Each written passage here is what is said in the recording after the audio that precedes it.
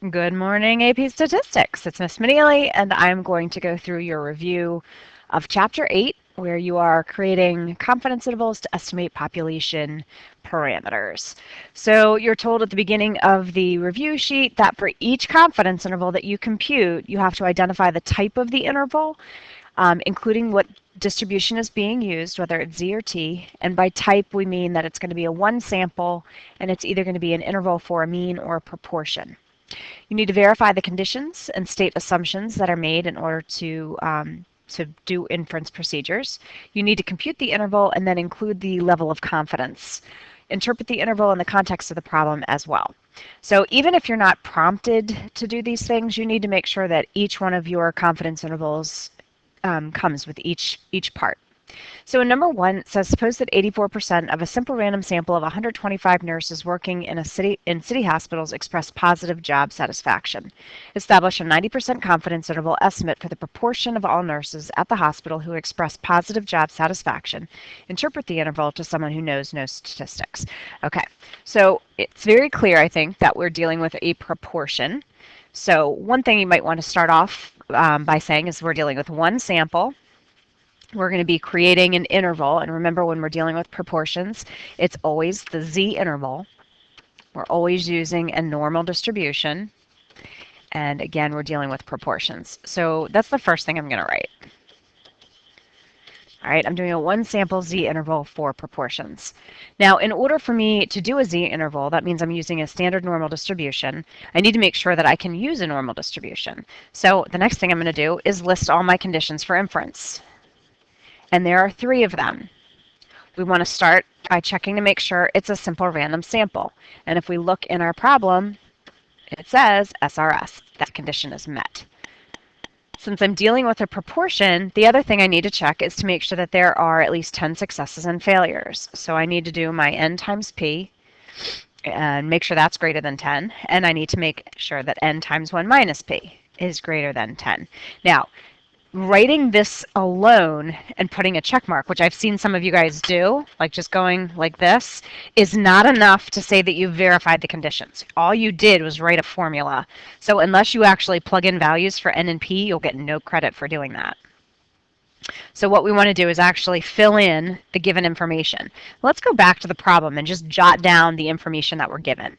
So in number 1, it says suppose that 84% of a simple random sample.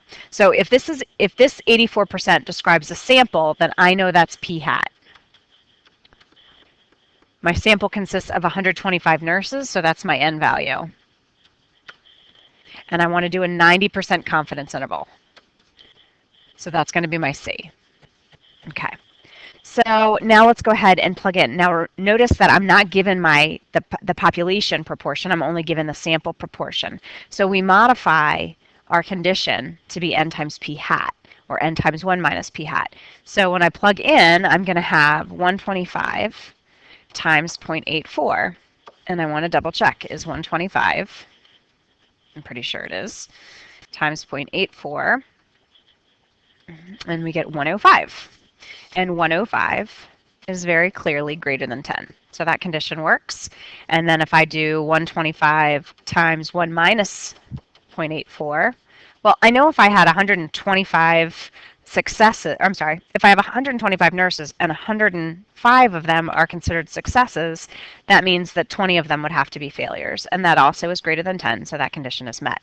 There's one more condition I have to check in order to use a normal distribution, because the normal distribution requires the standard deviation or the standard error formula. And in order to do that, I'm sampling without replacement.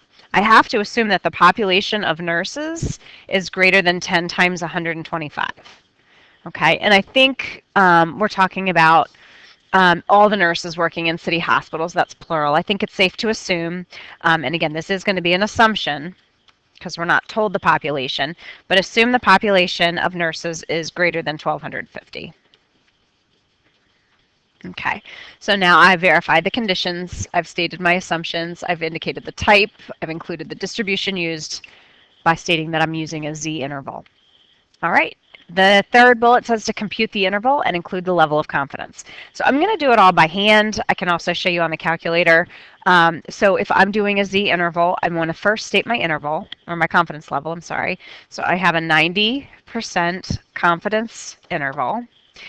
In the formula, you'll be given, excuse me, you'll be given some of the formulas on the test, but hopefully you guys remember. For p hat, it's going to be p hat plus or minus z star times the standard error of p hat, which is going to be p hat times 1 minus p hat over n. And so now I'm just going to plug in what I know. Now, again, since I just wrote since I just wrote a formula, I wouldn't get any credit for that formula itself unless I actually plugged in values. So I'd actually want to plug in my p hat value. And again, we said p hat is 0.84. Now I've got to figure out the Z star value for a 90% confidence interval. And in case you forget how to do that, so if I'm doing a 90% confidence interval, I know that the center 90% is going to be within my interval. That means I'm going to have 10% total on the tails, and that would leave me with 5% on either tail. So if I want to find this Z value, I'm going to use my inverse normal command. So I'm going to go to second distribution, inverse normal, which is option 3. The area to the left is 0.05. And since I'm dealing with my standard normal distribution, I want to keep the mean at 0 and the standard deviation at 1. And that gives me a z value of negative, well, you remember to ignore the negative, 1.645. Okay. And so I'll put the 1.645 here. And so again, we're going to be using p hat in my interval, and then the n value was 125.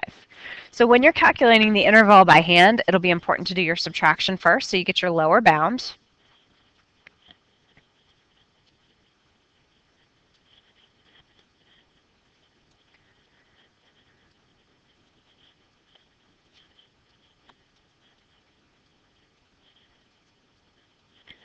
Hopefully I did that right. So the lower bound is going to be 0.786. And if I hit second enter, it'll call the command back up. All I need to do is go back and change my subtraction to an addition symbol. I went too far. There we go. And that gives me an upper bound of 0.894. Okay. And again, that 90% confidence interval, just make sure that it's included when you're stating your interval. If we were going to do this using the calculator, as long as you have this statement up here and your confidence level, then you can simply go to your stat test menu. Just make sure that you're scrolling down to the interval section and not the test section. And you want to look for something that says 1 prop Z interval. And there it is. It's option A. Now remember, in this, when you're using the calculator, you have to enter in a count. And so if we're taking 84% of 125, and you can try that here, if you do 0.84 times 125, you may not get a whole number. Oh, you do. Never mind. I take it back. But if you don't get a whole number, make sure you round a whole number, because that X is not your p hat. It's telling you the number of successes. So you want to make sure it's a whole number. We know N is 125. And my confidence level is 0.9. Okay, and you can see that my confidence interval is exactly the same as it was. Now, if you've had to adjust your number of successes, so if you had to round for that X value, then your confidence interval may be a tiny bit off. So it's really important that you show all the other work. So the last thing for us to do is to interpret the interval to someone who knows no statistics. And so let's just go back and make sure we remember what it is that we're assessing here. We're looking for the proportion of nurses working in city hospitals that express positive job satisfaction. So if I go back down here, I can say we are 90% confident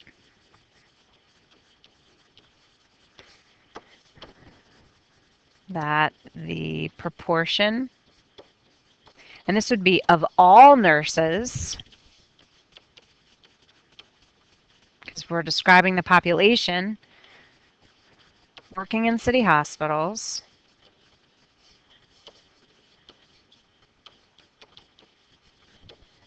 Let's see. So we are 90% confident that the proportion of all nurses working in city hospitals who express positive job satisfaction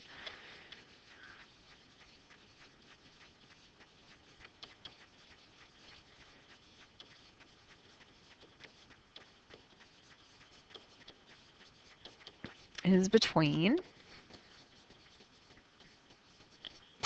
78.6% and 89.4%. All right, and that's what you would do for the first one. Okay. For number 2, notice I put the same conditions or the same requirements up at the top just to remind us. Number 2 says in a simple random sample of machine parts, 13 out of 225 were found to have been damaged in shipment. Establish a 99% confidence interval estimate for the proportion of machine parts that are damaged in shipment. So again, in this case, we're being told that we're doing a proportion. I'm dealing with one sample, so I'm going to say that when it talks about the type and include the distribution used, I'm going to say one sample, Z interval for proportions. And remember, proportions always use a Z interval. In order for me to use a Z, I have to state the conditions. And so I need to check N times P. And in this case, if I think about N times P would be my 13. It would be my 13 successes. So in fact, instead of writing N times P, we can simply say the number of successes is equal to 13, and that's certainly greater than 10. And the number of failures in this case would be whatever 225 minus 13 is. So what, 212? And that's greater than 10. And so the only other thing I have to check in order to use my standard error formula is that the population of parts is greater than 2,250. And since we don't know, that'll be an assumption. Okay, so that takes care of that second criteria. Now it says to go ahead and compute the interval. So in this case, we have a 99% confidence interval. And my p hat is going to be the 13 out of 225, plus or minus. Now that I'm doing a 99% confidence interval, if we go to our distribution, whoops, we want to go down to inverse normal. If it's a 99% confidence interval, it means I have 1% altogether on the ends, and if I cut that in half, it means I have 0.5% or 0.005 in the lower tail. Oops.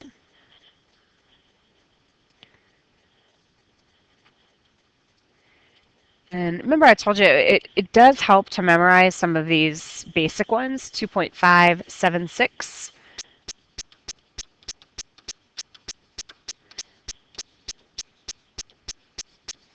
And then our standard error is going to be that 13 out of 225 times 1 minus 13 out of 225 all over 225.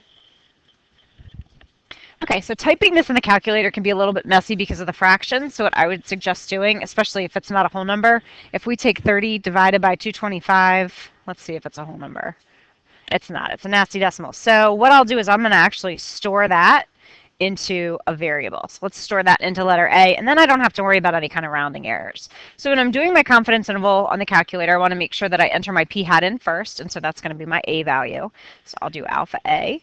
I want to make sure I do my subtraction first, so 2.576, and then times my standard error. And again, it's going to be alpha A times 1 minus alpha A. And then I want to divide by my sample size, which is 225. All right, and so we get a negative value. Did I add this right? Oh, no, I don't see a division symbol. So let me actually call that back up again.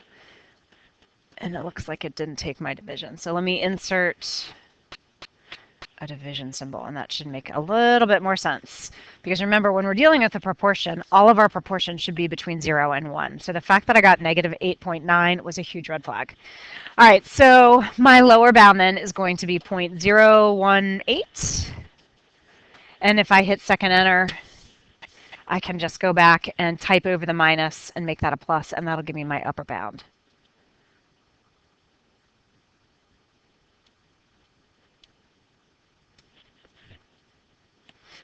All right, 0.098. Okay, I'm going to go ahead and interpret this, and then I'll do it on the calculator. So we're establishing a 99% confidence interval estimate for the proportion of machine parts that are damaged in shipment.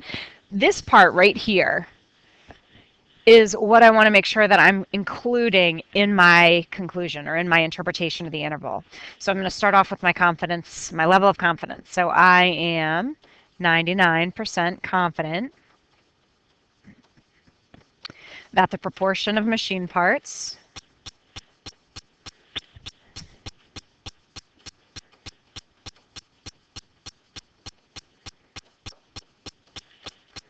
damaged in shipment, I'm going to abbreviate this, that are damaged, is between, let me write the rest down here, all right, so it's between 1.8% and 9.8%. All right, so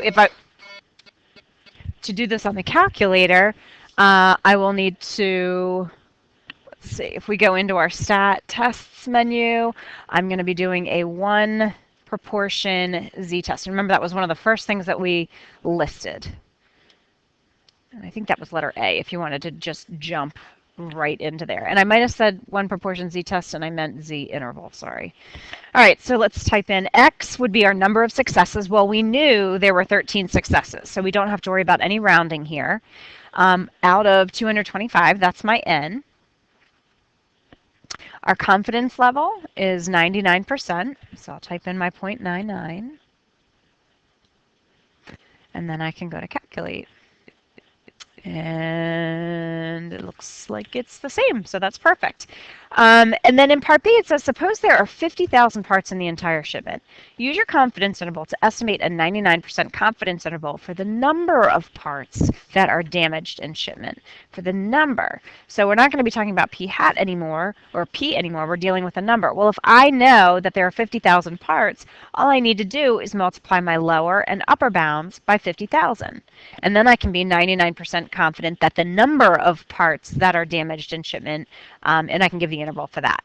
So we still have a 99% confidence interval.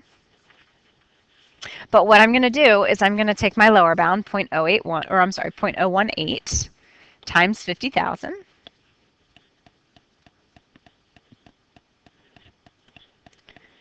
And that gives me 900. And then if I do the same thing with my upper bound, 0.098 times 50,000.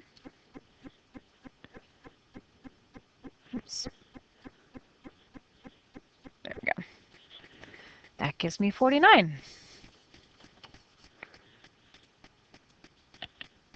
Is that right? 098 and 018. So I think because of the rounding errors, these numbers, obviously 900 and 4,900, should add up to 50,000, and they don't. They add up to way more than that. So I think that's due to our rounding. So let me double check and just see if we can be a little bit more precise when it comes to our lower and upper bounds. Okay. So actually, these numbers do not have to add up to 50% or 50,000. I was looking at this wrong. So basically, what these numbers represent is that between 900, or we're 99% confident that between 900 and 4,900 parts in the shipment are damaged. Sorry, I got confused myself. So we are, I was thinking they were success and failures. I wasn't paying attention to what I was actually doing. So we are 99% confident that between 900 and 4,900 parts are damaged in shipment.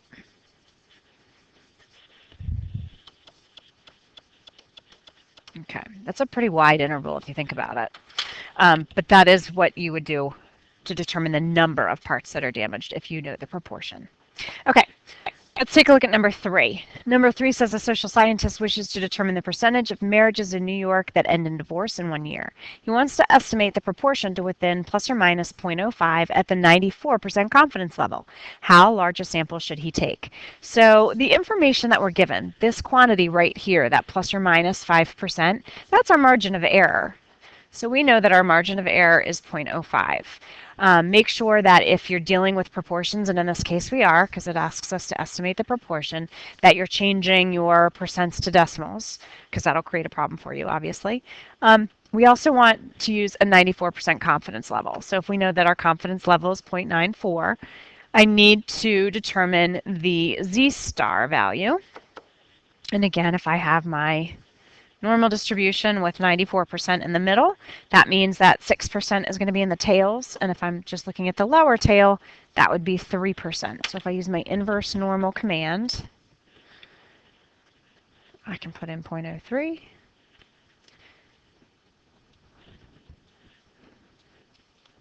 And that gives me a z-value of negative 1.881. Okay, so if I think about my formula for margin of error, it's m equals, now remember we're dealing with our proportion. It's not going to, if you think about your interval, it's p hat plus or minus z star times the standard error of p hat. I'm not going to rewrite that. So our margin of error is just this quantity over here. And so I know my z star value. Actually, let me just rewrite it. Z star times the square root of p times 1 minus p over n. So obviously it's the n that's unknown. But if I plug everything else in, I know my margin of error is 0.05. We just computed the z value, and we don't want that negative, actually. We're just going to leave it as a positive 1.881. And then when I'm looking at my standard error, remember we don't know the proportion, otherwise we wouldn't need to do a confidence interval. And I haven't taken a sample yet, so I don't even have a sample p hat.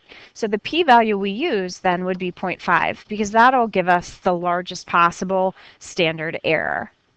And so my unknown is still n. And basically, I want this quantity to be less than 5%. So I'm actually looking at an inequality.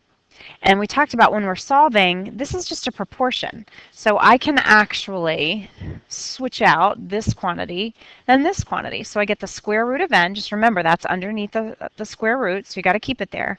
It's going to be greater than or equal to 1.881 times the square root of 0.5 times 0.5. All of that would be over 0.05. And so if I go to my calculator, I can do 1.881. Now the square root of 0.5 times 0.5 is just going to be 0.5, because it's like the same thing as the square root of 0.5 squared. And then I'm dividing by 0.05. And that gives me 18.81. So I know that the square root of n has to be greater than or equal to 18.81. I need to square that value then to solve for n. So n has to be greater than or equal to 353.816. But remember, since we're talking about gathering a sample, I'm dealing with whole numbers. And so when we're looking for a sample size, we always want to round up. So I am looking at 353 marriages. So we'd need at least 354 marriages in our sample.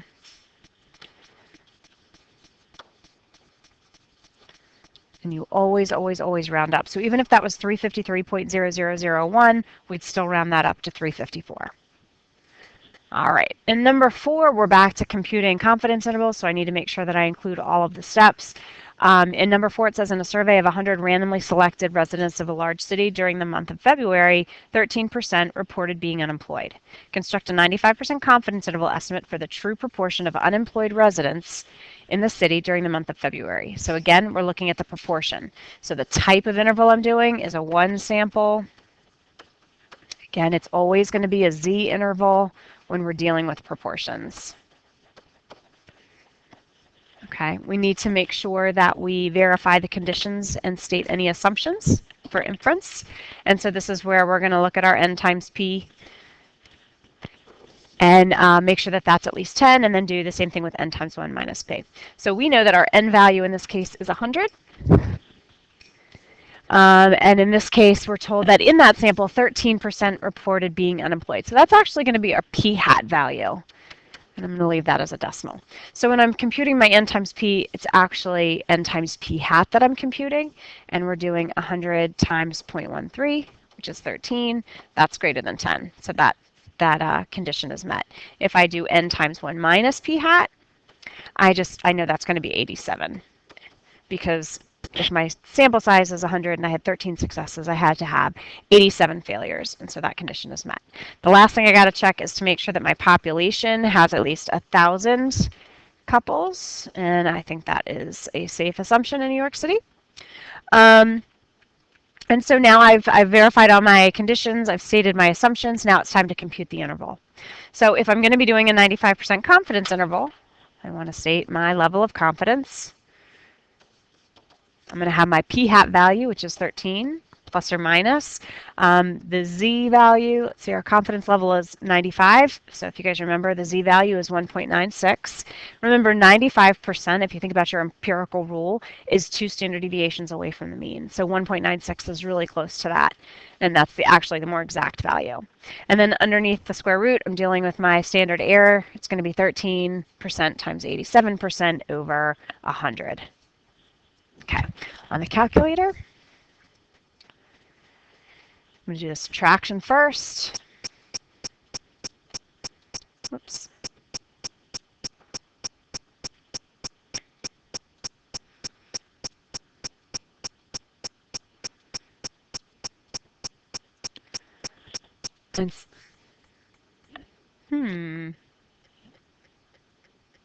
Oh, I see what I did. My decimal didn't show up. Again, notice that my answer is negative. I know that's impossible. I cannot have a negative proportion. So I saw that this 13 that I typed in, I'm missing a decimal. Sorry, sometimes with my smartboard, it doesn't always pick up when I'm touching it. Okay, so hopefully that works out. There we go. That's much better. So now I have a lower bound of 0.064. And if I do second enter, I can change that subtraction to an addition sign.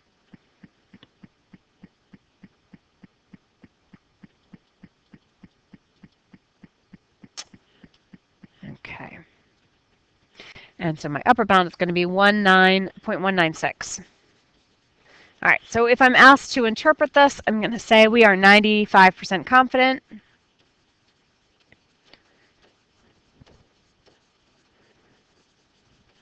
that the proportion of unemployment oh, why did I think I was dealing with couples? So we're not dealing with couples anymore. We're dealing with the unemployment rate. So let's see. This would be 1,000 residents, sorry. All right, so we are 95% confident that the true proportion of unemployed residents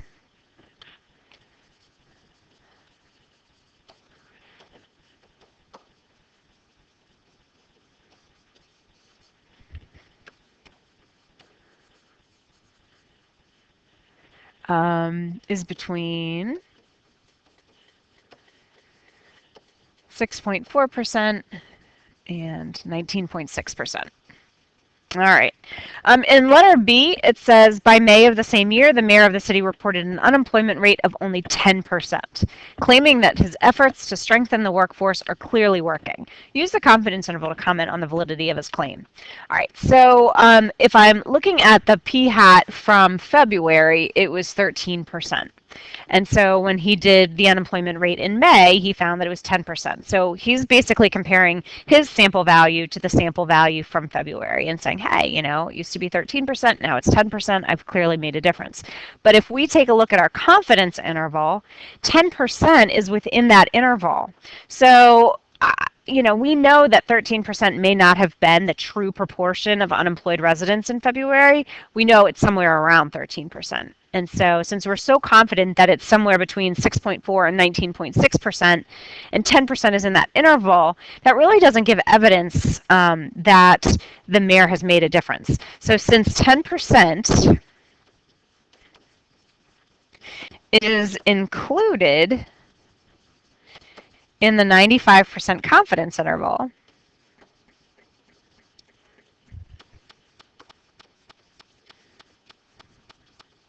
we really don't have any evidence that the unemployment rate has gone down. In fact, it could have gone up, because if you think about it, if the unemployment rate in February was closer to like 6% or 6.4 or even 7%, then it actually could have gone up in May, and we're just not seeing that from the sample value that the mayor took. So since 10% is included in the 95% confidence interval,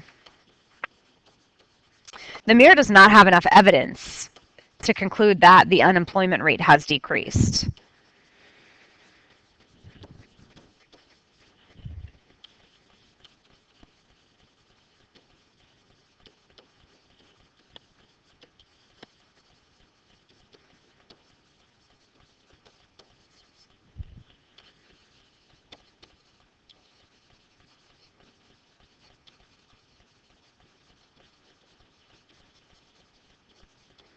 And again, it actually could have gone up.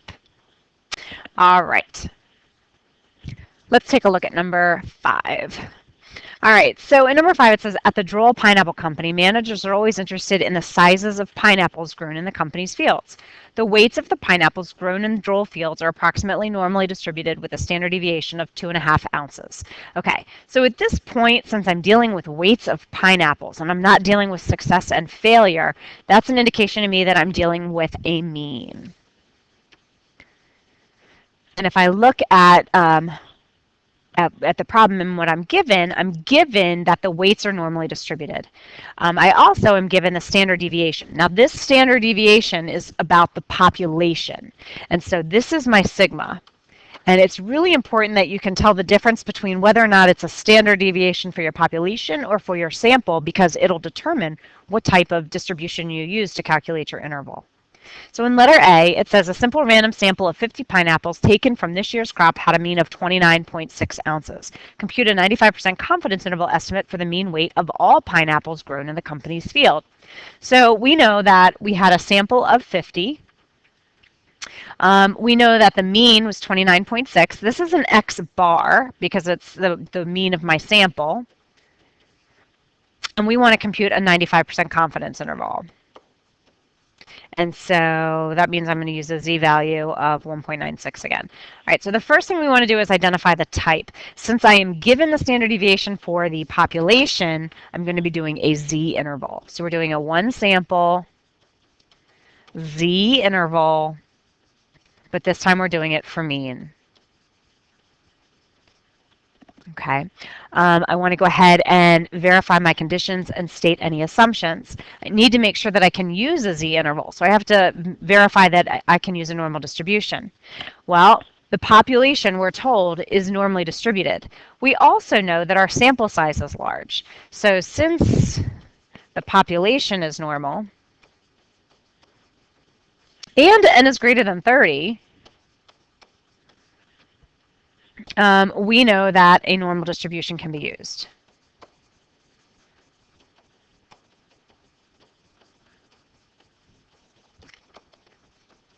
Now, in order to use a normal distribution, in order to use the standard error formula, we also have to make sure that our population is at least 10 times our sample size. So 10 times 50, we need to be looking at about 500 pineapples, and I'm pretty sure that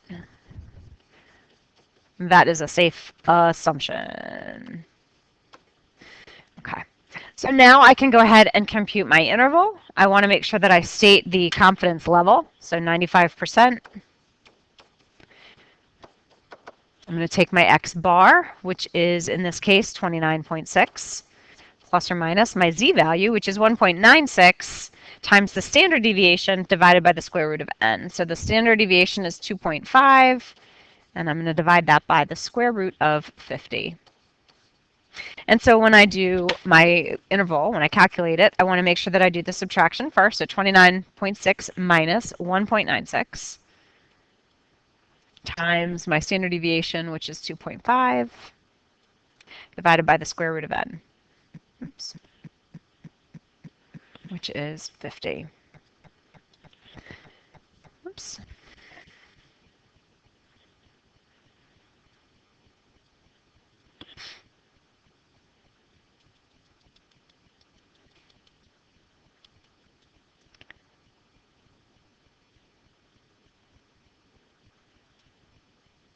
I don't know why it typed in a U. There we go. All right, so the lower bound is 28.91. And if I hit second enter, I can change the subtraction to an addition.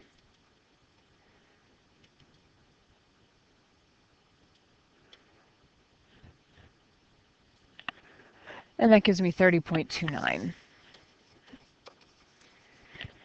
And since we're dealing with the mean, the only other thing that's different is that you have to make sure that you include units. We're talking about the weight of pineapples. So I need to make sure that I include the number or the word ounces. So basically what I'm saying here, if I'm going to interpret this, is that I am 95% confident that the mean weight of all pineapples grown in the company's field is between 28.91 and 30.29 ounces. And I don't have any space to write it, but it's pretty much the same way that we've been interpreting the other intervals. In part B, it says in order, actually, let me do this on the calculator real fast. Let's go to our stat test menu. And again, you want to make sure that we're scooting down to the interval section. And I'm still doing a z interval, but this time I'm doing it for means. And so unlike with the proportion commands, you actually see the word proportion, but with the mean, you don't. So it's just this option 7 z interval. Now, if I had data on pineapples, I would actually enter it into a list and then use this menu option where I could actually call the list up. But instead, we have the sample statistics. So I'm going to go ahead and enter in my population standard deviation of 2.5. My X bar is 29.6. And my N value is 50. And my confidence level is 95%. And we get 28.91 and 30.29. So good. Our intervals match, so I know I did it correctly. Part B says, in order to convince local distributors to sell their pineapples, Joel executives claim that their pineapples weigh an average of 31 ounces. Based on the sample result, is there reason to suspect that this year's crop weighs less than 31 ounces? Explain your answer. Okay, since 31 ounces is outside of our interval, I have reason to suspect the claim is false, or at least that this crop weighs a little bit less. So since 31 ounces falls above the 95% confidence interval,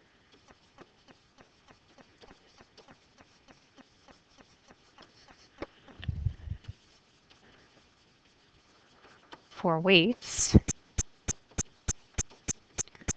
we have evidence to conclude that the pineapples this year weigh less than they should.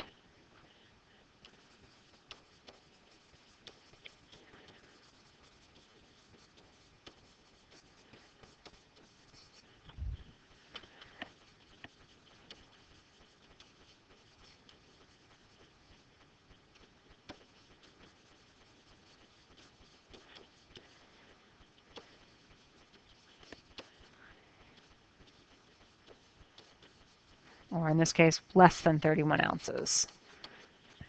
Now, if 31 was contained in the interval, that would be fine. We would expect them to be in the interval.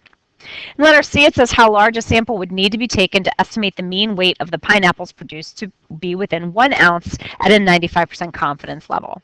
Okay, so this is another one where you have to use your margin of error formula. And the margin of error formula is a little bit different when you're dealing with means. We have the margin of error is equal to z star. And remember, we use z if we know the standard deviation of the population, which we do. Okay, so we fill in what we know. Within 1 ounce, and now in this case, you don't have to change that to a decimal because we're just dealing with ounces, not proportions or percents. So 1 ounce is my margin of error. I'm dealing with 95% confidence, and since I'm dealing with the standard normal distribution, that'll be 1.96 as my z value. The standard deviation we know is 2.5, and we don't know the value of n. Well, if I just rewrite my formula, I've got the square root of n. And again, this is going to be an inequality because I want this quantity over here to be less than my margin of error, which is 1 ounce. So I'm going to have the square root of n. Oopsie, I wrote this backwards. This should be the other way. I feel like I'm just not on the ball today. It should be 1 is greater than or equal to. There we go. So the square root of n is going to be greater than or equal to 1.96 times 2.5, and that'll all go over 1 ounce, which obviously isn't really going to change anything. But if we do 1.96 times 2.5,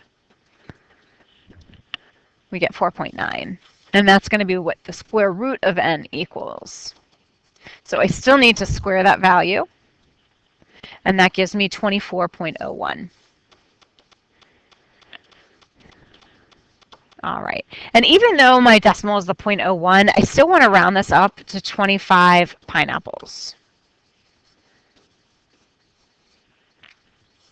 All right. Number 6 is another confidence interval. It says there are many ways to measure the reading ability of children. Research designed to improve reading performance is dependent on good measures of the outcomes. One frequently used test is the DRP, or degree of reading power. A researcher suspects that the mean score of all third graders in Henrico County schools is different from the national mean, which is 32. To test her suspicion, she administers the DRP to a simple random sample of 44 Henrico County third graders. The mean score for the sample was 35.09 and the standard deviation was 11.19. Now that standard deviation that they're giving you is referring to the sample, not the population. You're asked to calculate a 90% confidence interval estimate for the mean DRP score for all third graders in Henrico County. Use the confidence interval to comment on the validity of the researcher's claim. So let's write down what we know. If this is the national mean, then that's going to correspond to my population, which is mu. And that would be a score of 32. And I guess that's points. I don't really know what the units are. We know that we've used a simple random sample of 44, so that gives me an n value.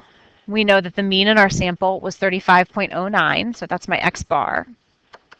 And I'm given the standard deviation of my sample, which is s sub x.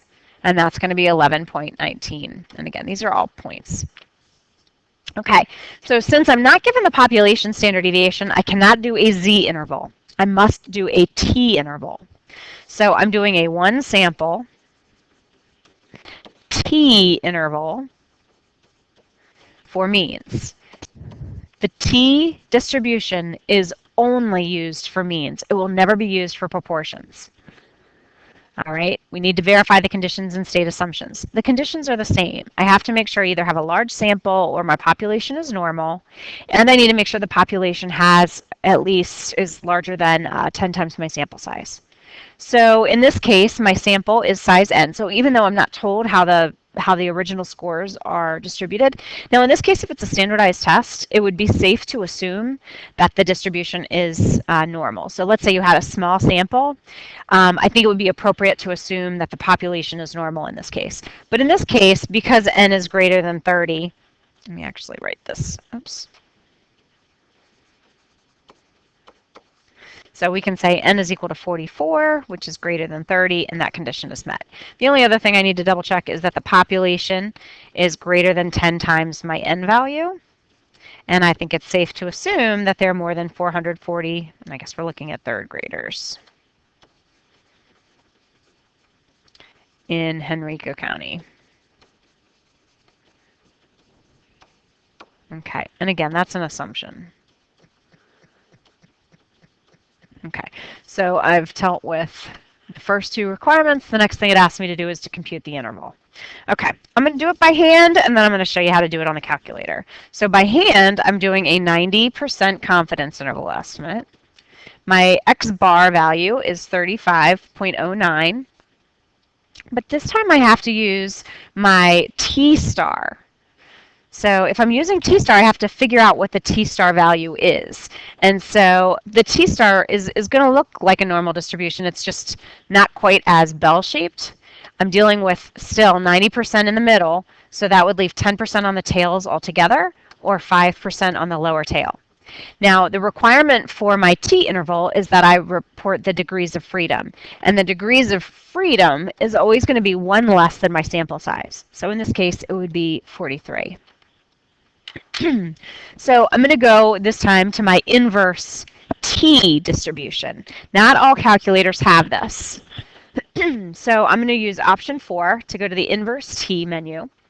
I'm going to type in my lower area of 5%, my degrees of freedom, which we said was 43, and this will give me my T-star value, just like we did with our Z.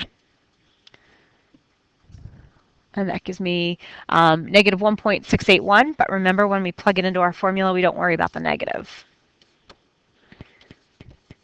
Okay, now I can multiply by my standard deviation, which is 11.19 over the square root of n. Make sure you're putting it over the square root of n and not your degrees of freedom. So if I do the subtraction, I'm going to have 35.09.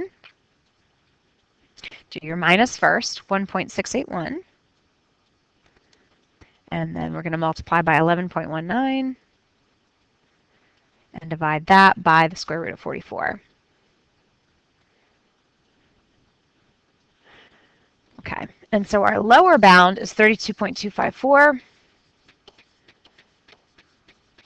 Our upper bound, if I hit second enter and change the minus to a plus,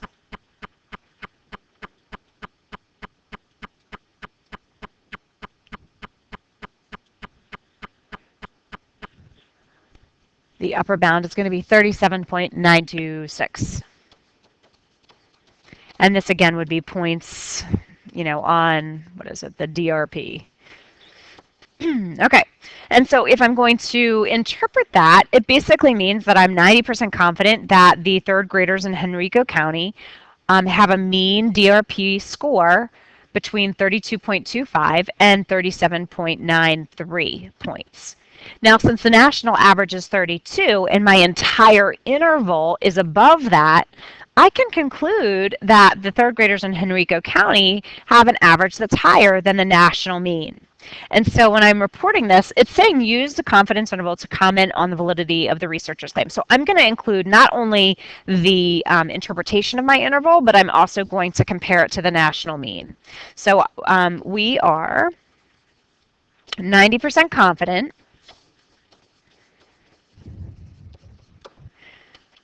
that the mean DRP score for all Henrico County third graders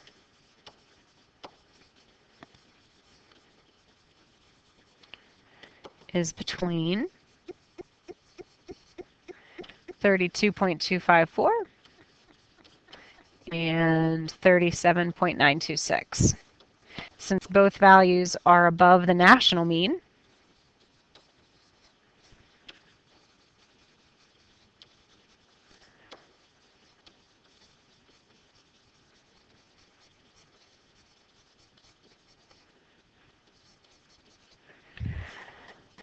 we can conclude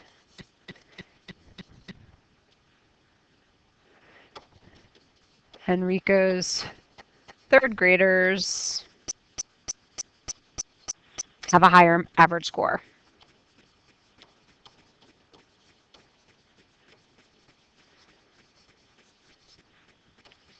So in this case, I've not only interpreted my interval, but I've also answered the question, which compares the children in this particular county with the national average. Okay, and so in this case, the average fell outside my interval. That means that I have reason to suspect that these kids are different, that it's not just chance that we saw this difference. All right, and then actually, let me show you how to do this on the calculator. Sorry, this one's a little bit different than the others. So we want to make sure we go to our test menu, But this time, again, we want to scroll down to the intervals.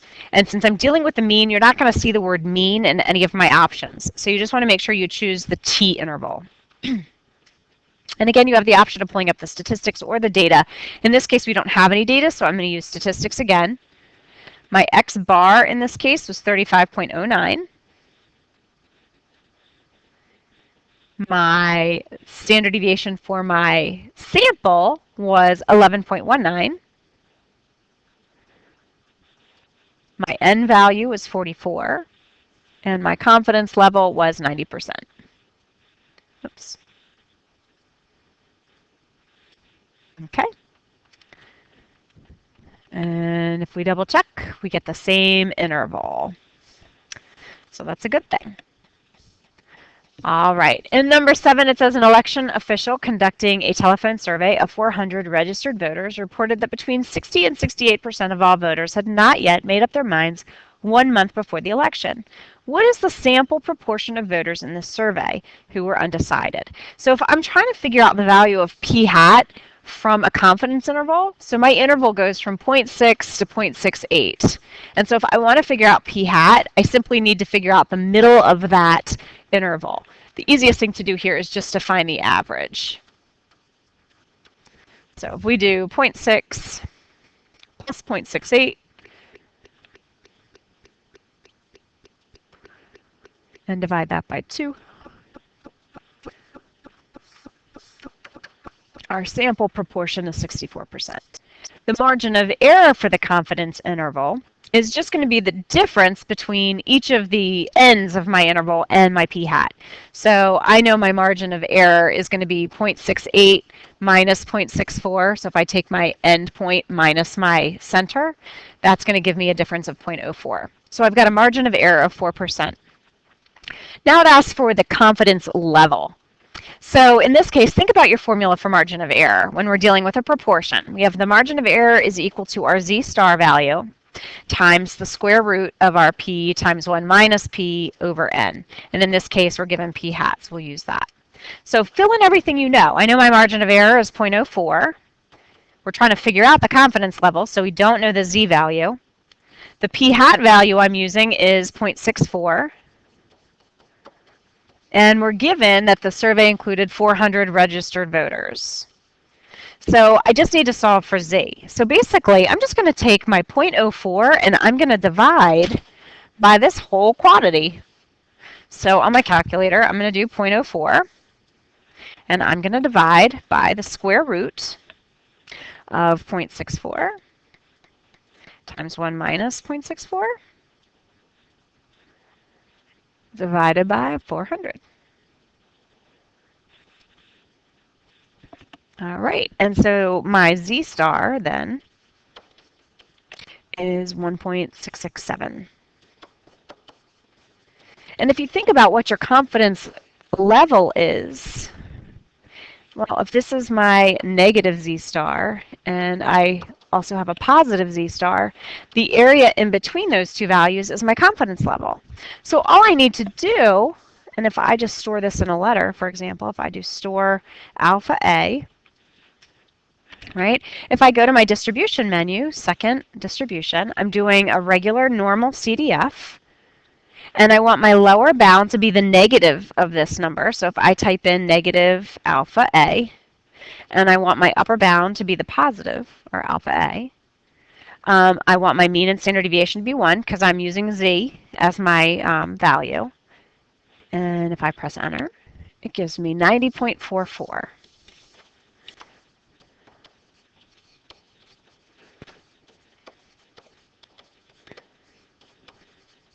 Okay, so we're about 90.44% confident that the true proportion of voters is between, let's see, that hadn't made up their minds is between 60 and 68. Well, chances are they probably rounded those two values, so it probably was intended to be a 90% confidence interval, but you want to make sure that you're as precise as possible.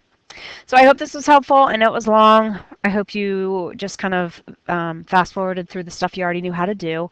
Good luck. Obviously, you can come into Bulldog Block if you have any questions.